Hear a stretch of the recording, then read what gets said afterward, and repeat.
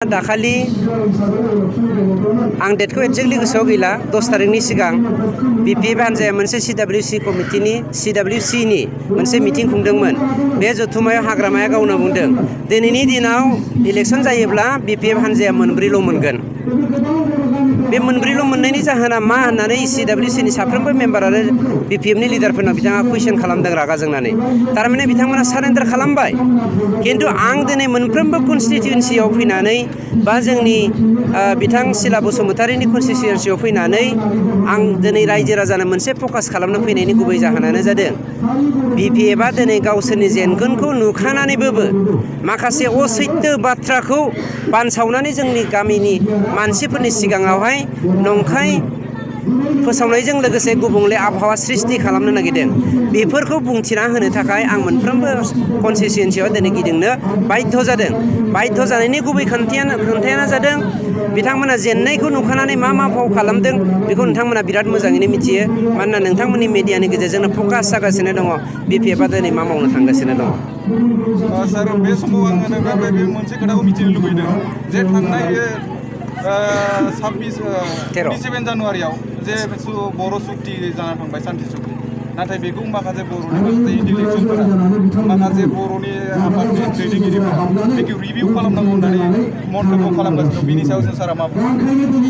आफादा दिनैसिम सोरबा गासैबो बर'नि समाजारि आफादफोरा सोरबा आफादगिरिनो सोरबा गाहाय नेहाथारिनो बबेबा मोनसे राजखान्थियारि जेंना बबेबा मोनसे समाजारि जेंनाखौ हारसिङै फोजोबनायनि थाखाय राजखान्थिनि बेन्दोङाव हाबनानै खैसाराव हाबनानै बर' हारिखौ फोसाबनायनि बाथ्रा बुंफ्लानायखौ जोङो सोंखारिदों।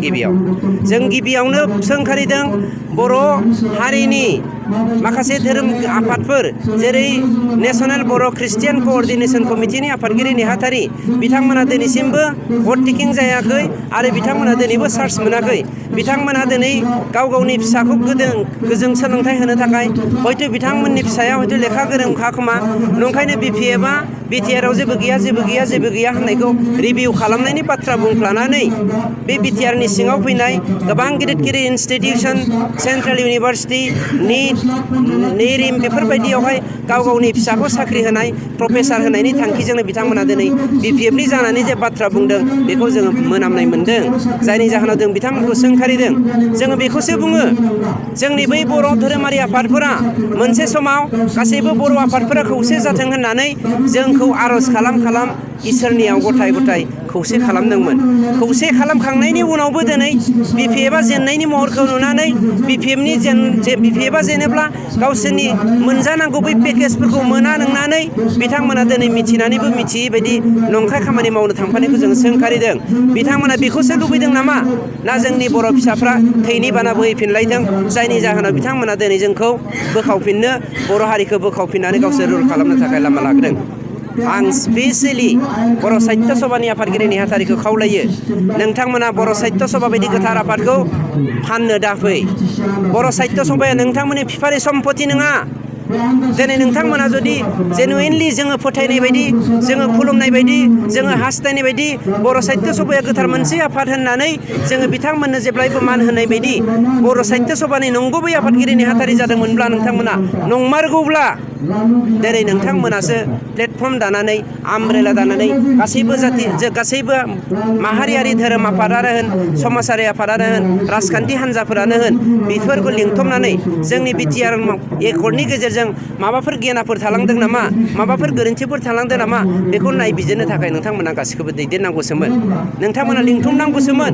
मानो दिनै बिपिएफनि सिङाव थानानै मा सार्थ'जों नोंथांमोना दिनै बिपिएफनि जानानै बाथ्रा बुंखो बेखौसो जोङो आसरित मोनदों। सार बे समाव आरो एनडिएफबिनि माखासे केडारफोरा बिपिएफजों थांफानानै जे प्रमद बर'आ नाब्लाबो जेलाव दैथायहरफिनबाय बे खोथाखौ होनबाय थादों। बे खोथाया बेसेबां सैथो? खबाइ लाग्रा मानसिफ्रा जेब्ला बै ना सारग्रा मानसिया ना मोना नङा होमबा, खबाइखौ गाख्रेबनानै गुबुन मोनसे न'खराव थांनानै माबाफोर मोनगोन नामा होनना हास्थायनानै लुबैग्रा मानसिफ्रा बेफोरबायदि बाथ्राखौ बुंलाबायखायो। बिथांमोना माबायदि एनडिएफबि लिडार नोंथांमोनानो मिथिखागौ। नोंथांमोननि मिडियाजोंनो बहुतबार फकास जालांबाय। जायनि जाहोनाव बिथांमोना गावसोरनि लुबैनायनि सार्थखौ हमथानो हायैयाव दिनै बे मोनसे राजखान्थि हान्जाजों थांनानै दिनै जोंनि आफादफोरखौ फाननो थांदों। जोंनि गुन गोनां दैदेनगिरिफोरखौ लानानै बिथांमोना राजखान्थि गेलेनो नागिरदों। खिन्थु जों बुङो नोंथांमोना मालाबाबो देरहासार जानो हाया। सैथोआ जाब्लाबो देरहासार जागोन। नोंथांमोननि साननाया मालाबाबो जाफुङा। मानोना बर' बिमानि सावा नोंसिनाव नांखागोन, बेनिफ्राय नोंसोर बारग'नो हाया।